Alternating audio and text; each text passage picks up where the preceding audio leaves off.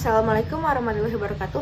Hai semuanya, perkenalkan namaku Kalista Nurjaman dari kelas MB4712. Di sini saya akan menjelaskan tentang tugas besar saya mengenai alam dan manusia. Jadi, hubungan alam dan manusia merupakan satu aspek yang memiliki makna mendalam dalam Islam. Konsep ini mencerminkan bagaimana manusia berinteraksi dengan ciptaan Allah dan bertanggung jawab menjaga keberlangsungan lingkungan alam. Terdapat penjelasan dan beberapa prinsip mengenai hubungan manusia dan alam semesta yang telah Allah ciptakan dengan kesempurnaan yang dimilikinya. Karena terdapat banyak elemen yang saling berhubungan di dalam alam tersebut, seperti air, angin, tanah, dan lain-lain. Oleh karena itu, manusia sebaiknya menjalin hubungan yang baik dengan alam, bukan hanya mengambil manfaatnya saja. Karena hubungan manusia dan alam semesta merupakan hubungan mutualisme yang saling menguntungkan. Kita yang terus menjaga keberlangsungan alam dan alam yang memberikan banyak manfaat kepada kita sendiri. Alam adalah segala suatu hal yang dianggap ada oleh manusia di dalam dunia ini. Alam semesta merupakan ciptaan Allah yang diurus dengan kehendak dan perintah dari Allah. Alam juga sebuah ayat dari Tuhan yang menjadi bukti keberadaan Sang Pencipta dan sumber pengetahuan tentang hikmah ilahi. Manusia dalam Islam dipandang sebagai makhluk ciptaan Allah yang paling sempurna serta mulia. Allah menciptakan manusia untuk beribadah kepadanya dan menjadi khalifah di bumi. Terdapat 5 nama manusia. Yang pertama ada Al-Bashar, Al-Insan, Al-Ins, Al-Nas, dan Bani Adam. Yang pertama ada Al-Bashar. Istilah Al-Bashar menjelaskan bahwa manusia sebagai makhluk biologis yang memerlukan makanan, minuman, dan sebagainya. Kata Bashar dalam Al-Quran secara khusus merujuk kepada tubuh dan lahirnya manusia, mempunyai bentuk tubuh, makan, dan minum, kebutuhan seks, mengalami penuaan, dan seterusnya. Yang kedua, Al-Insan. Istilah Al-Insan menegaskan bahwa manusia sebagai makhluk yang mengemban amanah sebagai khalifah di bumi ini. Kata insan disebutkan dalam Al-Quran sebanyak 73 kali dalam 43 surat, salah satunya dalam Quran Al-Asyr ayat 1-2. Yang ketiga ada Al-Ins. Istilah manusia berikutnya dalam Al-Quran adalah Al-Ins atau Insun. Kata Al-Ins biasanya berdampingan dengan kata Al-Jin untuk menunjukkan bahwa manusia adalah makhluk yang nampak secara fisik, namun berbeda dengan jin sebagai makhluk yang tidak nampak secara fisik di mata manusia. Secara bahasa, Ins berarti jinak, akrab, dan juga ramah. Yang keempat ada Anas. Istilah Anas merujuk kepada manusia sebagai makhluk sosial. Kata Anas disebutkan dalam Al-Quran sebanyak 240 kali dalam 53 surat, salah satunya dalam surat Quran An-Nisa ayat 1. Kata Anas menunjukkan pada hakikat manusia sebagai salah satu makhluk ciptaan Allah. Istilah Anas digunakan untuk menunjukkan karakteristik manusia sebagai makhluk sosial. Kata Anas juga merujuk pada berbagai kegiatan dan pengembangan kehidupan di berbagai bidang, seperti pertanian, perubahan sosial, kepemimpinan, dan juga hubungan dalam ibadah. Yang kelima ada Bani Adam, artinya keturunan Adam. Adam adalah manusia dan nabi pertama yang diciptakan oleh Allah dan dijuluki sebagai Abu Bashar atau nenek moyang manusia. Kata Bani Adam juga menunjukkan pada arti manusia secara umum, yaitu menunjukkan kemuliaan keturunan Adam. Sebagai zuriyah Adam adalah keturunan, tentu ada yang mulia dan ada juga yang sesat. Ada beberapa tugas manusia yang harus dilakukan di bumi ini. Yang pertama, tanggung jawab sebagai Abdullah atau hamba Allah. Hamba Allah adalah orang yang taat dan patuh kepada perintah Allah. Hakikat kehambaan Allah adalah ketaatan, ketundukan, dan kepatuhan. Manusia sebagai hamba Allah harus senantiasa beribadah kepadanya. Tugas hidup manusia sebagai Abdullah merupakan realisasi dari mengemban amanah dalam arti memelihara beban atau tugas-tugas kewajiban dari Allah yang harus dipatuhi. Sedangkan Khalifah Allah merupakan realisasi dari mengemban amanah dalam arti memelihara, memanfaatkan, atau mengoptimalkan penggunaan segala anggota badan, alat-alat potensial lainnya, termasuk dengan indera, akal, atau kalbu. Mengapa manusia bertugas sebagai Abdullah? Masalah ini dapat dikaitkan dengan proses kejadian manusia yang telah dikemukakan terlebih dahulu.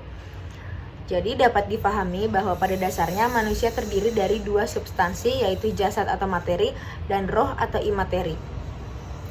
Jasad manusia berasal dari alam materi, sehingga eksistensinya mesti tunduk kepada aturan-aturan atau hukum Allah yang berlaku di alam materi. Sedangkan roh-roh manusia sejak berada di dalam arwah sudah mengambil kesaksian hadapan Tuhannya bahwa mereka mengakui Allah sebagai Tuhannya dan bersedia tunduk dan patuh kepadanya.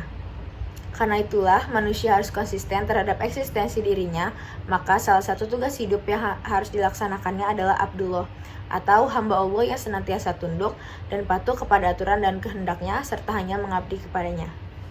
Tugas manusia yang kedua adalah menjadi khalifah Allah. Manusia adalah khalifah Allah di muka bumi. Manusialah yang bertugas mengurus bumi beserta isinya dan memakmurkannya sebagai amanah Allah.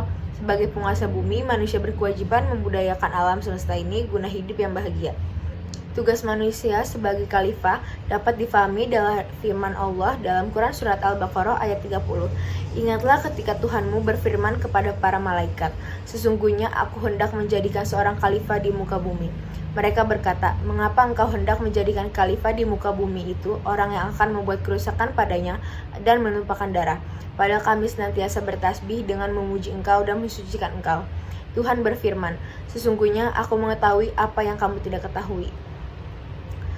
Khalifah sendiri berasal dari kata khalf, yaitu menggantikan atau mengganti, sedangkan kata khalaf artinya orang yang datang kemudian sebagai lawan kata dari salaf, yaitu orang yang terdahulu. Seperti yang tadi dijelaskan, tugas manusia sebagai khalifah Allah di muka bumi itu menyangkut tugas mewujudkan kemakmuran di muka bumi seperti yang ada di Quran Surat Hud ayat 61 dan juga mewujudkan keselamatan dan kebahagiaan hidup di muka bumi seperti yang dijelaskan di Quran Surat Al-Ma'idah ayat 16. Tugas-tugas kekhalifahan tersebut menyangkut tugas kekhalifahan terhadap diri sendiri, keluarga atau rumah tangga, dan juga tugas kekhalifahan dalam masyarakat serta juga terhadap alam. Dari penjelasan tersebut dapat disimpulkan bahwa kita sebagai manusia adalah makhluk Allah yang harus mampu mengemban amanah dari Allah, yaitu menjalankan tugas-tugas di hidupnya di muka bumi. Hubungan alam dan manusia.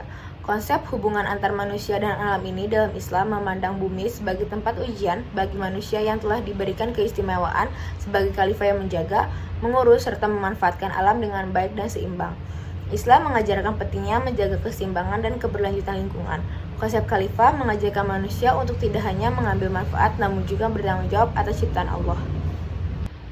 Tidak dapat dipungkiri bahwa Allah menciptakan alam semesta dengan begitu indah dan sempurna. Oleh karena itu, manusia seharusnya menjalin harmoni dengan alam, bukan hanya mengambil manfaatnya semata, namun perlu juga kita menjaga bumi setelah penciptaannya. Konsep manusia dalam Al-Quran dan hadis memiliki dimensi spiritual dan moral dan etika yang mendalam. Berikut adalah penjelasannya. Yang pertama, ciptaan dan kehidupan. Manusia dalam Al-Quran dijelaskan sebagai makhluk yang diciptakan oleh Allah dari tanah, dan kemudian diberi rohnya. Manusia adalah bagian dari ciptaan Allah yang paling sempurna.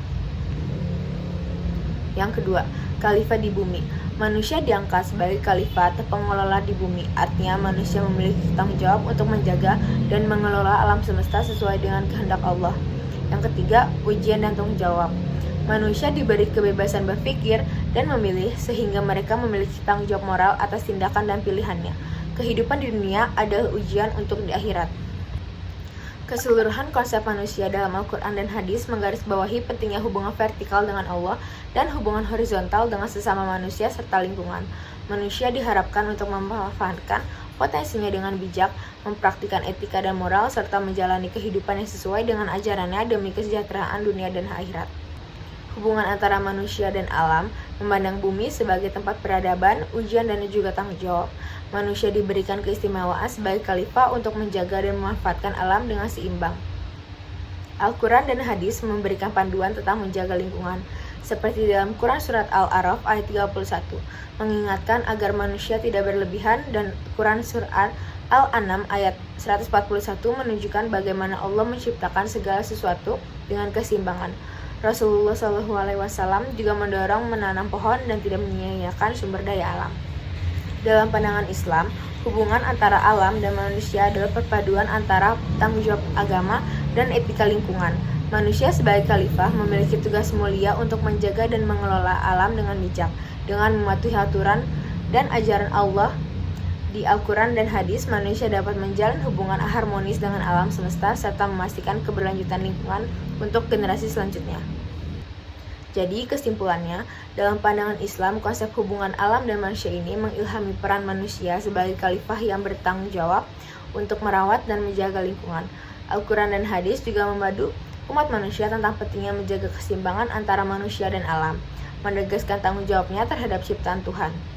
Manusia sebagai khalifah memiliki tugas mulia dalam memanfaatkan sumber daya alam secara bijak, menjaga ekosistem, dan mencegah kerusakan lingkungan. Dengan mengintegrasikan nilai-nilai agama dan etika, manusia dapat menjalankan tanggung jawab tersebut sebagai pengelola bumi dalam kesadarannya terhadap masa depan. Oleh karena itu, pandangan Islam tentang harmoni antara manusia dan alam adalah landasan penting untuk mencapai keseimbangan sosial, ekonomi, dan ekologis. Dengan menghormati ajaran agama dan nilai-nilai lingkungan, manusia dapat membentuk masyarakat yang berkelanjutan, menjaga alam semesta, dan mewariskan dunia yang lebih baik kepada generasi yang akan datang.